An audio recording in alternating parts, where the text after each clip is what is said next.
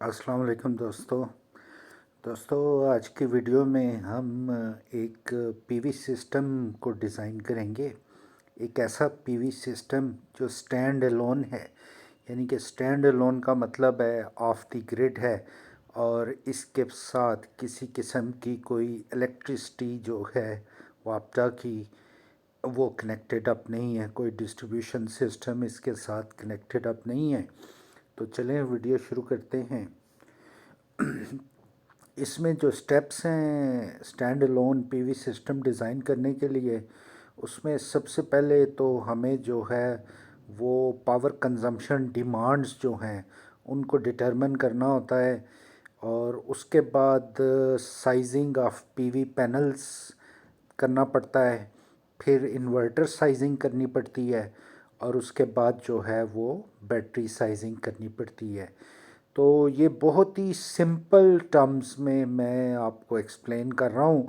Details इसकी बहुत ज़्यादा होती हैं, बहुत कॉम्प्लेक्स भी बाज़ औक़ात साइट के हिसाब से हो जाता है, लेकिन हम इसको बहुत ही सिंपल तरीके से जो है वो एक्सप्लेन करेंगे। तो सबसे पहले डिटरमिन पावर कंजम्पशन डिमांड्स। इसमें दो स्टेप होते हैं।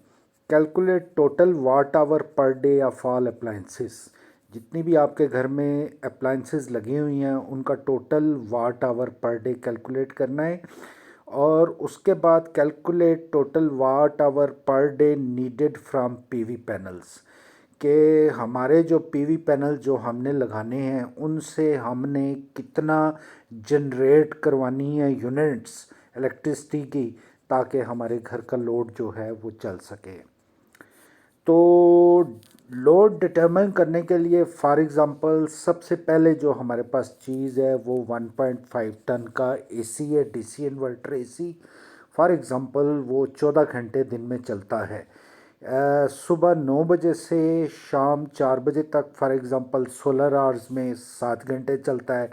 फिर हम इसको रात को 11 बजे से सुबह 6 बजे तक 7 घंटे इसको चलाते हैं।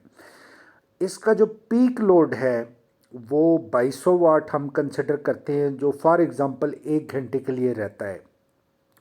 वैसे तो आप जो है वो मौसम और साइट के हिसाब से डिपेंड करता है, लेकिन हम इसको एज्यूम कर लेते हैं कि ये मैक्सिमम 2200 वाट तक जाता है और जो कि 1 घंटे के लिए रहता है। और इसका जो एवरेज लोड है फॉर एग्ज़ाम्पल वो 600 वाट है जब ये सेटल हो जाता है, और इन 600 वाट पे वो 13 घंटे के लिए चलता है। तो total watt hour per day जो इसकी कैलकुलेशन आती है वो 10,000 वाट आवर पर डे आ जाती है, यानी कि 10 किलो वाट आवर 10 यूनिट्स ये डेली कंज्यूम करेगा। अब अगर हमारे पास 1 टन का एसी है, टाइमिंग इसके हमने वही रखे हैं और ये फॉर एग्ज़ाम्पल इसका पीक लोड 1400 वाट है और इसका एवरेज लोड 450 वाट है, और इसको अगर हम कैलकुलेट करें तो ये 7.2 यूनिट्स जो हैं वो बनती हैं पर डे इस एसी की। उसके अलावा जो बाकी हमारे पास लोड है, एक फॉर एग्ज़ाम्पल 1 HP की मोटर है जो 1 घंटा डेली चलती है, तो उसका 746 वाट आवर पर डे जो है वो लोड बनता है। एक रेफ्रिजरेटर है 180 वाट का, वो अगर दिन में 20 घंटे चलता है, 4 घंटे ट्रिप रहता है, तो उसका 3600 वाट आवर पर डे बनता है।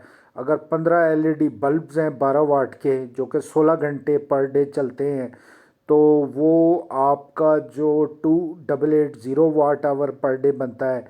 और अगर 4 फैन है 80 वाट के जो कि 24 घंटे फॉर एग्ज़ाम्पल चलते हैं, तो उनका लोड बनता है 7680 वाट आवर पर डे। और अगर एक LED TV 80 वाट का है जो 12 घंटे डेली चलता है, तो उसका लोड जो है 960 वाट आवर पर डे बनता है। अब ये टोटल लोड ऑफ अप्लाइंसेस है, इसको हम एवरेज लोड को जो है ये आप जेन में रखें कि ये एवरेज लोड है, इसको हम ऐड कर देंगे तो ये 33,116 वाट आवर पर डे बनता है, यानी कि हमारे 33 यूनिट जो हैं ये कंज्यूम होते हैं 24 आवर्स में।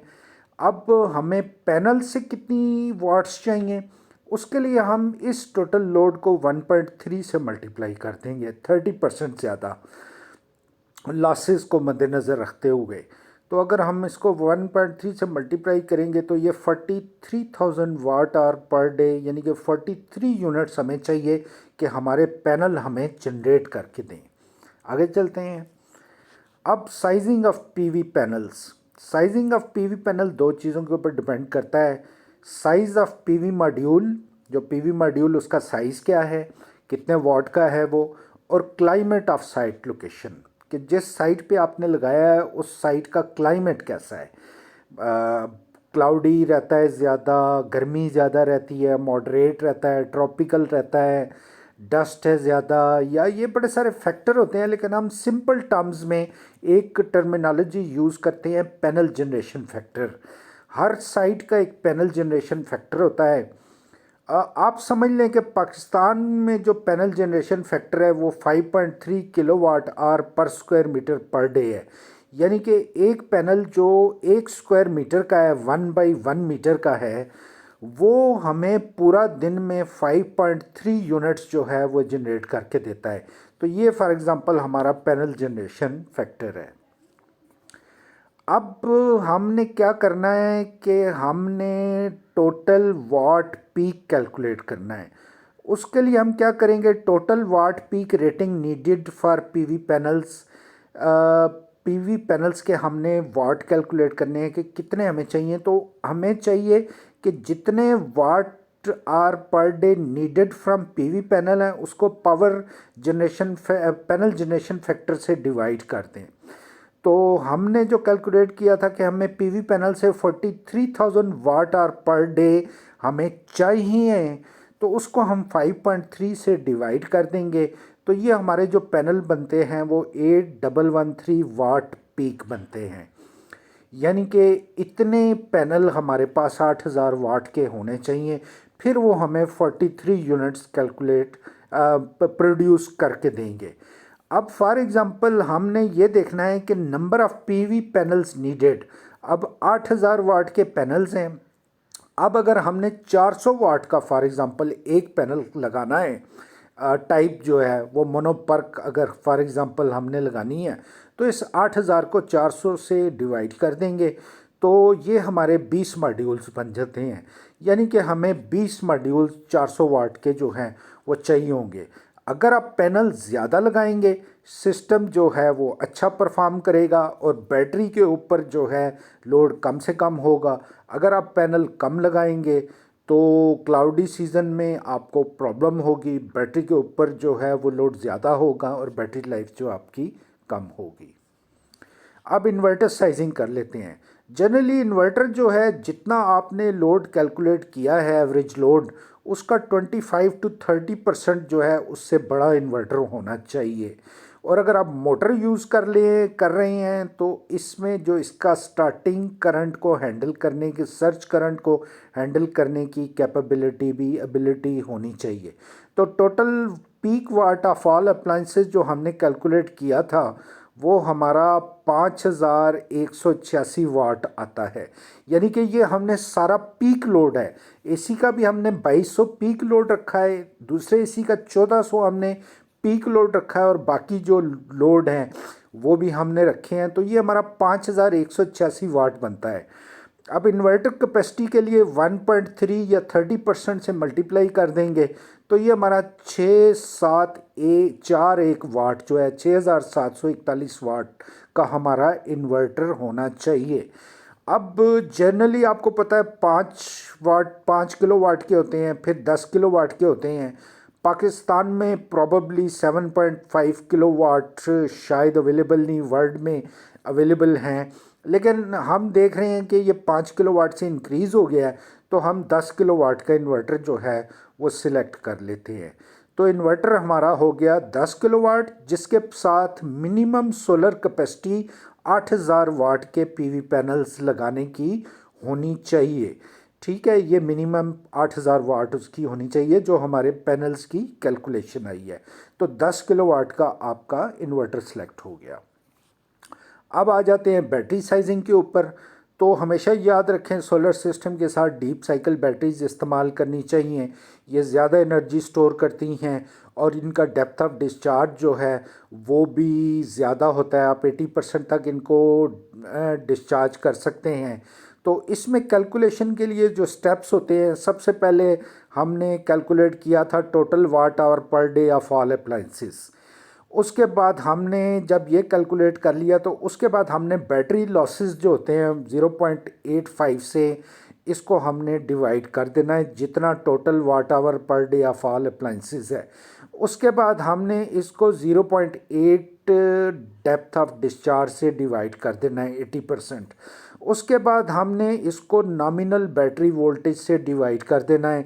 इस केस में चूँकि हमारा 10 किलोवाट का इन्वर्टर है, 48 वोल्ट सिस्टम है फॉर एग्ज़ाम्पल, तो इसको हम 48 वोल्ट से डिवाइड कर देंगे। उसके बाद जो जवाब आएगा उसको डेज़ ऑफ ऑटोनॉमी से मल्टीप्लाई कर देंगे। डेज़ ऑफ ऑटोनॉमी वो होते हैं जब आपका फॉर एग्ज़ाम्पल सोलर से कोई जनरेशन नहीं हो रही और सारा लोड आपका बैटरी से चलना है, तो ये डेज़ ऑफ ऑटोनॉमी होते हैं। जितने आप महीने में डेज़ ऑफ ऑटोनॉमी ज़्यादा रखेंगे उतना फिर आपको उतनी बड़ी बैटरी लगानी पड़ेगी। तो हम इसमें डेज़ ऑफ ऑटोनॉमी एक ही रखते हैं, क्योंकि अगर हम ज़्यादा डेज़ ऑफ ऑटोनॉमी रखेंगे तो हमें फिर ज़्यादा बड़ी बैटरी लगानी पड़ेगी। अब बैटरी कैपेसिटी जो हमारी बनती है एम्पेयर आवर में, आपको पता है हमारा जो लोड है वो 33116 वाट आवर है पर डे, और इसको हम डेज़ ऑफ ऑटोनॉमी 1 से मल्टीप्लाई कर देते हैं और divided by 0.85 battery losses into 0.8 जो है वो हमारा डेप्थ ऑफ डिस्चार्ज है, मल्टीप्लाई बाई 48 वोल्ट सिस्टम है। तो ये हमारा जवाब आता है 1014 एम्पेयर आवर, या आप सिंपली कह लें 1000 एम्पेयर आवर का जो सेल है वो आपको चाहिए होगा इसके लिए। तो ये हमें 24 सेल्स 2 वोल्ट के चाहिए होंगे 10 आवर वाले, और एक दिन होगा ऑटोनॉमी का। तो इससे जो है वो हमारा बैकअप जो है वो मौजूद रहेगा हर वक्त, और हमें स्टैंड अलोन हमारा सिस्टम बग़ैर आउटसाइड इलेक्ट्रिसिटी ग्रिड को यूज़ किए हुए ये सिस्टम हमारा सोलर से भी चल सकता है और बैटरी से भी चल सकता है। तो ये बहुत ही सिंपल टर्म्स में मैंने आज आपको इस वीडियो में बताया है। अगर आपको वीडियो पसंद आई है तो लाइक कीजिएगा, अपने दोस्तों के साथ शेयर कीजिएगा, और अगर आपका कोई क्वेश्चन हो तो कमेंट बॉक्स में ज़रूर पूछिएगा। आपसे इजाज़त चाहता हूँ और दुआओं में याद रखिएगा। अल्लाह हाफ़िज़।